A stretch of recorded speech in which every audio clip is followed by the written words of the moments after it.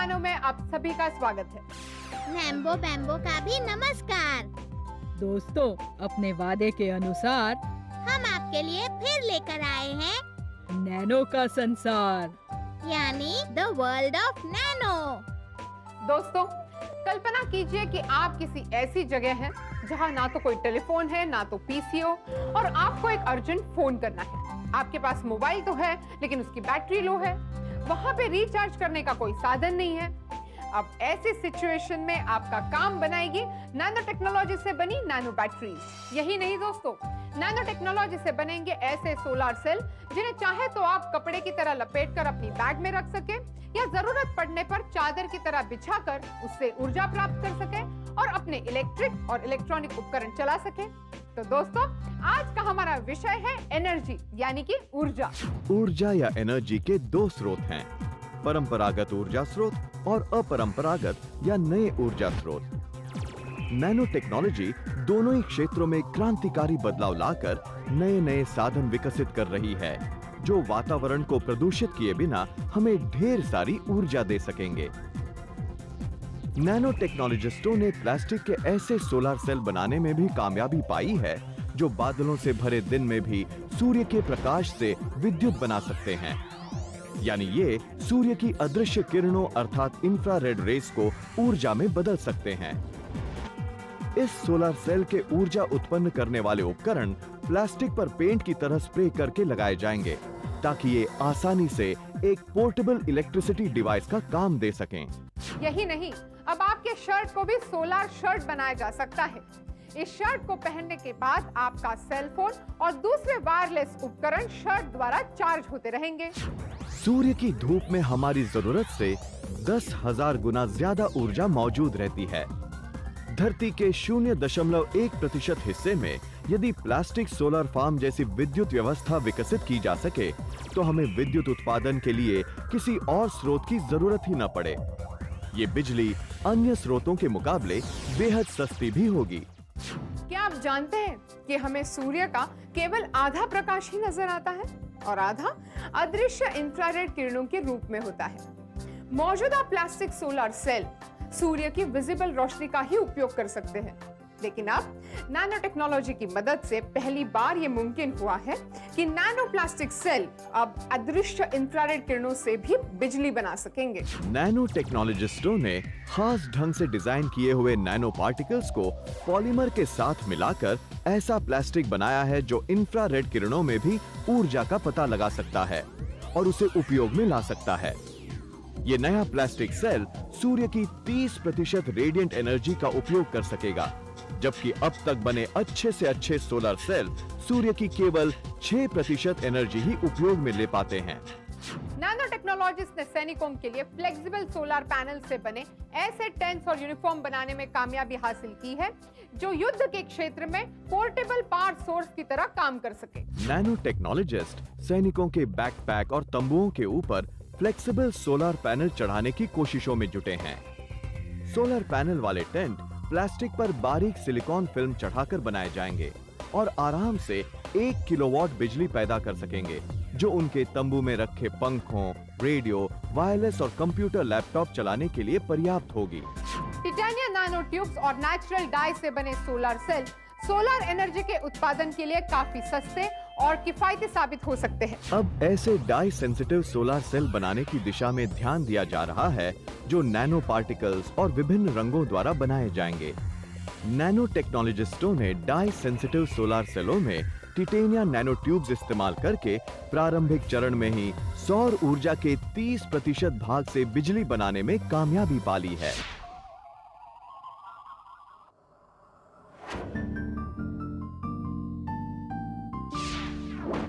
Nano technology की सहायता से हम सोलर सेल, ज़्यादा एफिशिएंसी के सोलर सेल कम खर्च पर या लो कॉस्ट पर बना सकते हैं। केमिकल टेक्निक से बने हुए semiconductor nano particles solar cell में इस्तेमाल किए जा सकते हैं, जिनसे उनकी कॉस्ट कम हो सकती है। सोलर सेल की एफिशिएंसी 2 तरीके से बढ़ाई जा सकती है। सिंपल टेक्निक से बने हुए low cost semiconductor nano particles इस्तेमाल करके सोलर सेल की कॉस्ट को कम किया जा सकता है। दूसरा तरीका, जैसा कि हम जानते हैं, सेमीकंडक्टर नैनो पार्टिकल्स में नैनो पार्टिकल्स के साइज़ को चेंज करके उनकी प्रॉपर्टीज़, जैसे उनका अब्जॉर्प्शन एज या बैंड गैप, चेंज किया जा सकता है। एक ही सेमीकंडक्टर्स के अलग अलग साइज़ के नैनो पार्टिकल इस्तेमाल करके हम सनलाइट को एफिशिएंट तरीके से सोलर सेल में अब्जॉर्ब कर सकते हैं, जिससे उसकी एफिशिएंसी एक सिंपल सेमीकंडक्टर सोलर सेल के तुलना में बढ़ सकती है।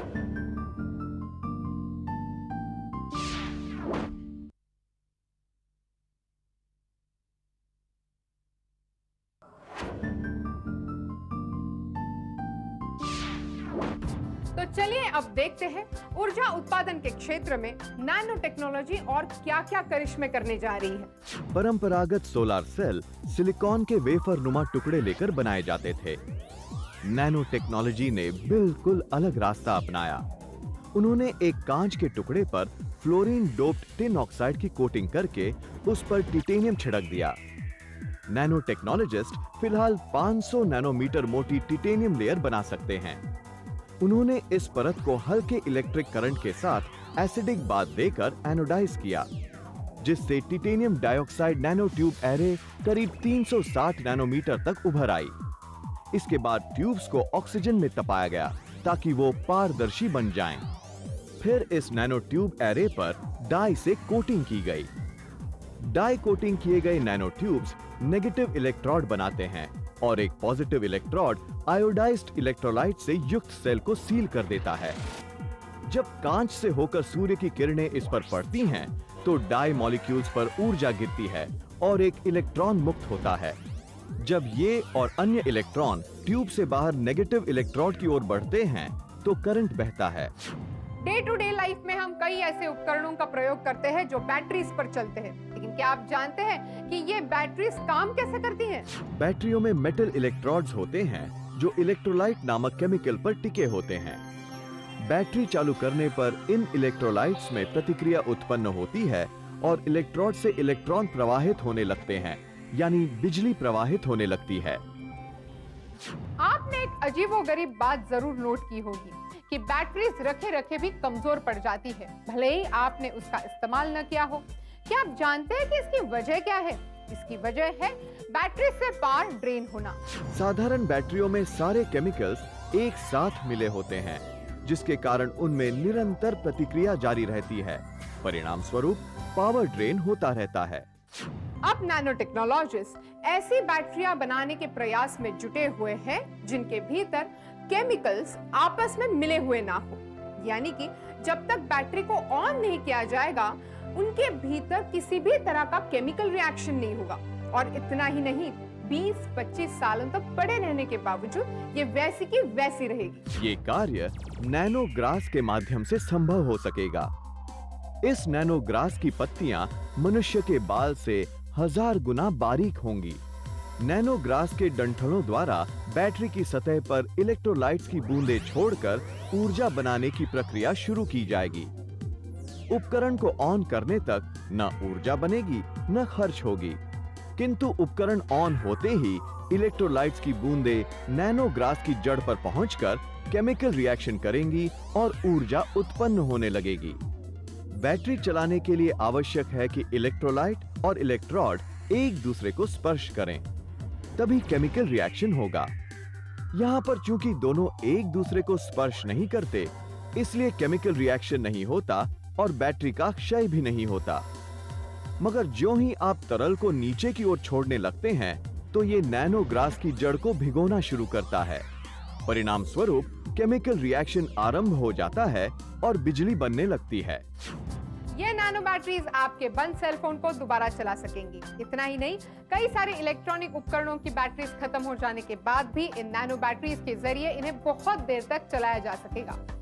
और एक बात, ये बैटरीज इमरजेंसी उपयोग के लिए होंगी। अगर बहुत लंबे समय तक आपको बैटरीज पर चलने वाले इलेक्ट्रॉनिक उपकरणों को उपयोग में लाना है और बैटरी खत्म होने का खतरा हो, तो आप इन नैनो बैटरीज को सप्लीमेंट्री बैटरीज की तरह इस्तेमाल कर सकते हैं। पुराने या कहिए परंपरागत इलेक्ट्रिक बल्ब प्रकाश तो देते हैं, लेकिन गर्मी भी खूब छोड़ते हैं। अगर ये कहा जाए कि ये बल्ब लाइट से ज्यादा हीट फैलाते हैं, तो गलत नहीं होगा। दूसरे शब्दों में, ऊर्जा का बहुत बड़ा हिस्सा गर्मी के रूप में नष्ट कर देता है ये बल्ब। अब नैनो टेक्नोलॉजिस्ट ने इस क्षेत्र में ऐसा करिश्मा कर दिखाया है जिससे प्रकाश तो खूब मिलेगा, लेकिन आज के मुकाबले ऊर्जा की खपत आधी से भी कम होगी। नैनो टेक्नोलॉजिस्टों ने परंपरागत इलेक्ट्रिक बल्बों के स्थान पर ऐसे सेमीकंडक्टर क्रिस्टल का प्रयोग किया जो विद्युत संवाहक भी हो और रोशनी भी दे सके। इस प्रकार जो उपकरण बना वो था क्रिस्टल लेड यानी लाइट एमिटिंग डायोड्स। ये क्रिस्टल लेड मौजूदा इलेक्ट्रिक बल्ब से अधिक चमकदार रोशनी देते ही है, साथ ही ये बहुत सस्ते और टिकाऊ भी होते हैं। अब बहुत ही जल्द ये आपके घर को रोशन करेंगे। जानते हो बैम्बो, नैनो टेक्नोलॉजी से बने ऊर्जा उपकरणों की सबसे बड़ी खूबी क्या होगी? हाँ, ये मौजूदा उपकरणों से ज्यादा बढ़िया होंगे। हाँ, वो तो है। और ये ज्यादा सस्ते होंगे। ये भी ठीक है। और सभी कुछ क्या मैं ही बताऊं? तुम भी तो कुछ बताओ। तो सुनो, नैनो ऊर्जा उपकरणों की सबसे बड़ी खूबी ये होगी कि ये एनवायरनमेंट फ्रेंडली होंगे, यानी वातावरण को जरा भी प्रदूषित नहीं करेंगे। Correct, you are very intelligent नैम्बो। अब नैनो टेक्नोलॉजिस्ट एक और बड़ा कमाल करने जा रहे हैं। ये मिनिएचर सर्किट्स और कई दूसरे उपकरण बनाकर मानव जीवन को खुशहाल बनाने की कोशिश में है। और ऐसे ही उपकरणों में है नकली नाक और नकली आंख। नैनो टेक्नोलॉजिस्टों का विचार है कि नैनो बैटरियां बड़ी आसानी से इस समस्या को सुलझा सकेंगी और नकली आंख या नाक दीर्घकाल तक कार्यरत रह सकेंगी।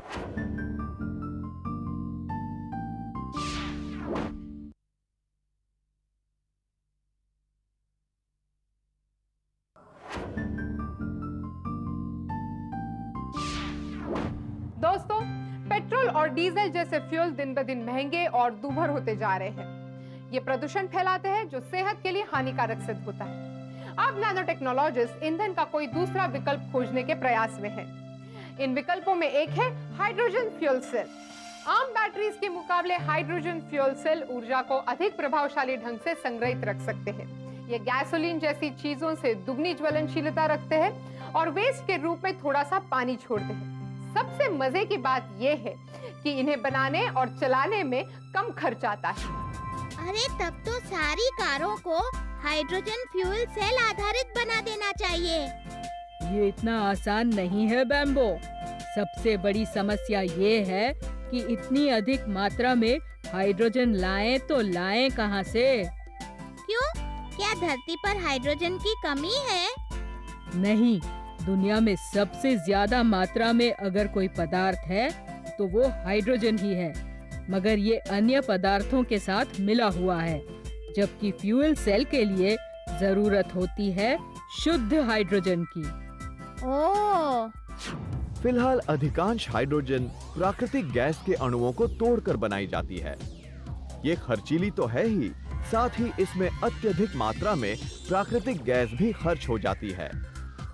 हाइड्रोजन फ्यूल सेल से चलने वाली गाड़ियों की बैटरी ऑक्सीजन और हाइड्रोजन को मिलाकर पानी में बदलती रहती हैं। इस प्रक्रिया में इतनी गर्मी और बिजली पैदा होती है जो गाड़ी को चलाए रख सके। नैनो टेक्नोलॉजिस्ट ने एक ऐसा नैनो स्केल तरीका खोज निकाला है जिसके द्वारा पानी से सीधे हाइड्रोजन को निकाला जा सकता है। मौजूदा हाइड्रोजन उत्पादन प्रक्रिया के मुकाबले इसमें ऊर्जा की खपत कम होगी। पानी से हाइड्रोजन निकालने की विधि काफी जटिल है। इसके लिए पानी को 2000 डिग्री सेल्सियस तक गर्म करना पड़ता है। उच्च ताप पानी के अणुओं को तोड़ देता है और हाइड्रोजन निकल आती है, किंतु पानी को इतने उच्च ताप तक ले जाने में बहुत बिजली भी खर्च होती है। इस तरह बनी हाइड्रोजन काफी महंगी पड़ती है। अब यहाँ पे काम आई हमारी नैनो टेक्नोलॉजी।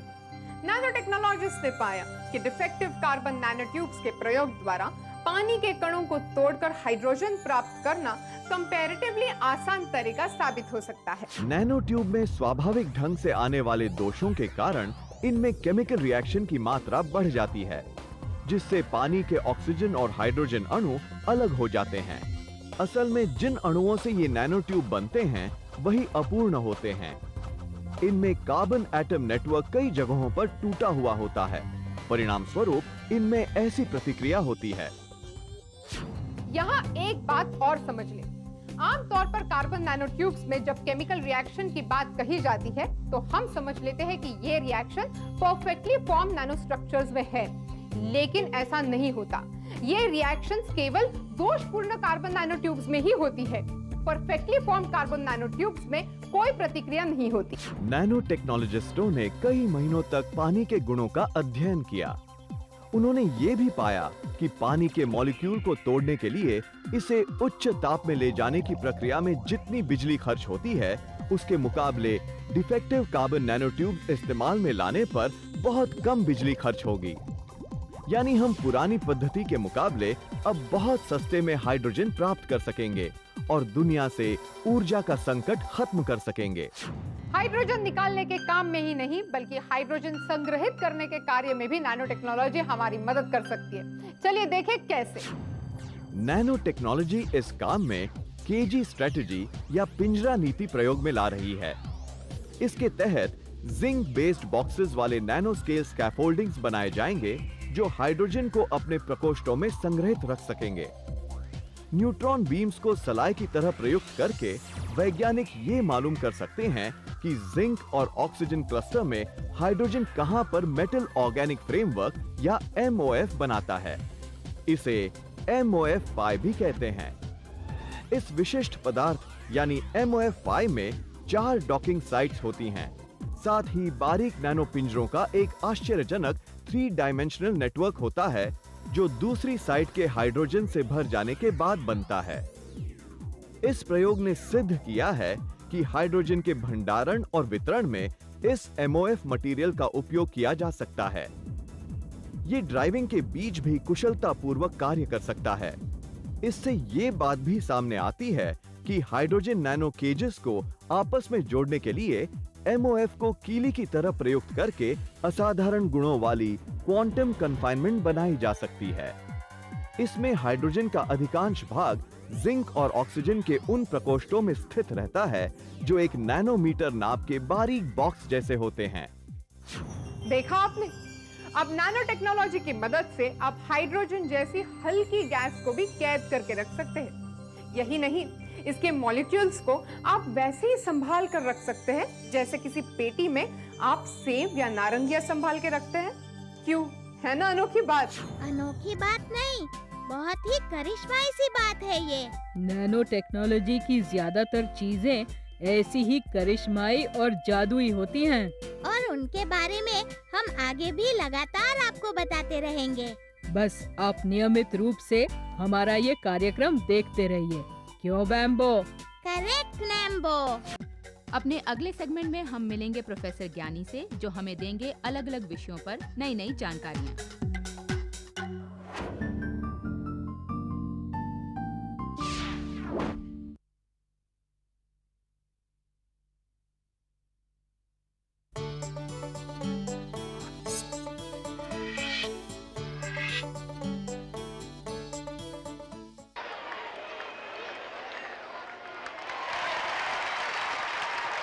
वाह, इस बाउंड्री ने तो हमारी टीम की जीत निश्चित कर दी। इस उपकरण ने निश्चित ही हमारे जीवन को बदल दिया है। इसे टेलीविजन या टीवी के नाम से जाना जाता है। टीवी टावर से भेजे गए सिग्नल के द्वारा टेलीविजन हमें सुंदर चित्र दिखाता है। इसे केबल या एंटीना द्वारा जो इलेक्ट्रॉनिक पल्स प्राप्त होते हैं, उन्हें टेलीविजन रिसीवर चित्रों एवं ध्वनि में बदलता है। ये कार्य किस प्रकार होता है, मैं तुम्हें बताता हूँ। जब दर्शक किसी भी एक चैनल को देखना पसंद करता है, तो ट्यूनर दूसरे सारे चैनल्स के सिग्नल को बंद कर देता है। अब इस चैनल पर प्राप्त होने वाले सिग्नल्स को CRT अर्थात कैथोड रे ट्यूब्स चित्रों में परिवर्तित करता है। ये चित्र इलेक्ट्रॉन गन द्वारा बनते हैं। गन्स में से उत्पन्न होने वाली इलेक्ट्रॉन किरणों को इलेक्ट्रोमैग्नेट टीवी के स्क्रीन पर फेंकता है, जहां प्रति सेकंड 25 बार स्कैनिंग की प्रक्रिया होती है और जो 625 लाइन प्रति सेकंड कवर करती है। स्क्रीन पर फॉस्फर नाम के एक पदार्थ के लाखों सूक्ष्म बिंदुओं की एक परत होती है। फॉस्फर पदार्थ पर प्रकाश डालता है, जिससे रोशनी निकलती है जो स्पष्ट रूप से दिखाई देती है।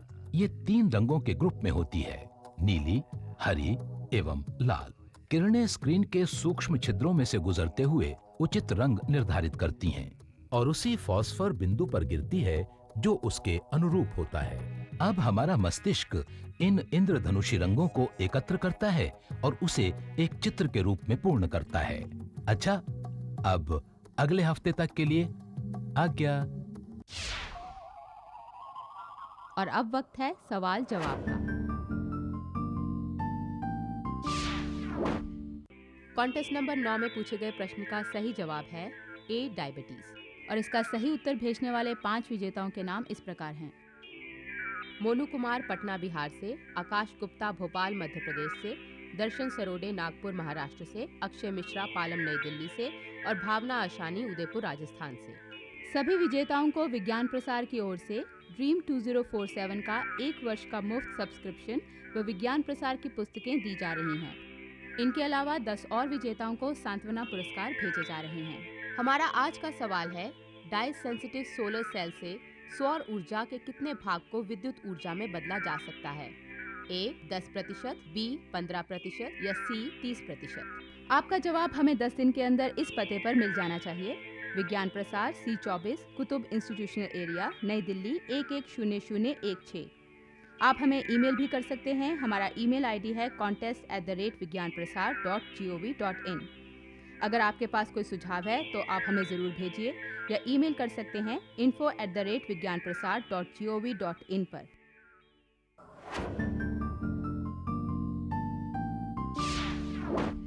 जाते जाते एक बात फिर से दोहराना चाहती हूँ, हमारा ये show the world of nano यूं ही देखते रहिए और नैनो टेक्नोलॉजी के बारे में आपका ज्ञान बढ़ाते जाइए, क्योंकि ये ज्ञान आपका बहुत फायदा करेगा, क्योंकि आने वाला वक्त नैनो टेक्नोलॉजी का वक्त है।